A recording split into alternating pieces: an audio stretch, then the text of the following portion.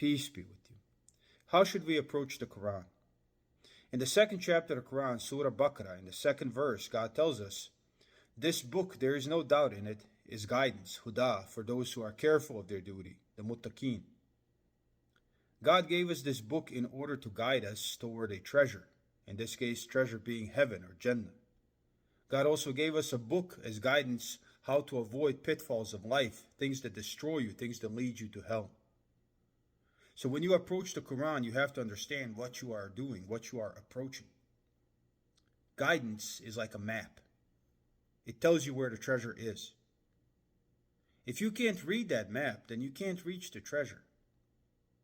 A major flaw in Islamic education is getting the people who do not speak Arabic to recite the Quran in Arabic without teaching them what it means. Don't get me wrong. If you can learn Arabic and understand the Quran that way, that's probably the best way. But there are other ways to understand it. Many people who spoke two languages translated the Quran. They might not be perfect translations, but they are enough to get the gist of things.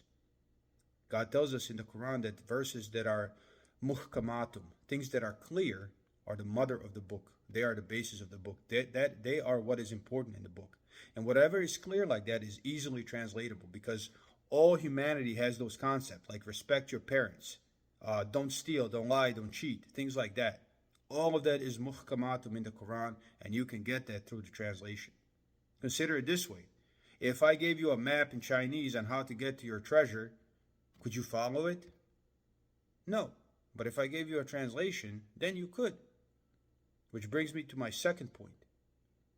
If you have a map and you don't follow it, you don't turn, when it tells you to turn left, you don't turn left. When it tells you to turn right, you don't turn right, but you choose your own path, are you going to get to your destination?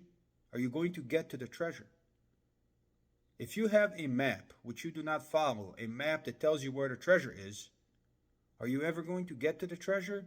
Or are you only going to be stuck with the map for the rest of your life? Just holding a map which you cannot read or you refuse to follow will not get you to the treasure. Just holding the Quran without being able to understand what it's telling you and without being dedicated to following it will not get you to Jannah, will not get you to heaven. That is the treasure you are ultimately trying to reach. And this huda, this guidance is telling all of us how to get there. This is how you have to approach the Quran. It is a book to be venerated through action, not venerated by wrapping it up in a towel or reciting it blindly. It is a book to be followed. It is our map to a treasure that God has prepared for those who decide to follow the map. That is how you should approach the Quran. Peace be with you.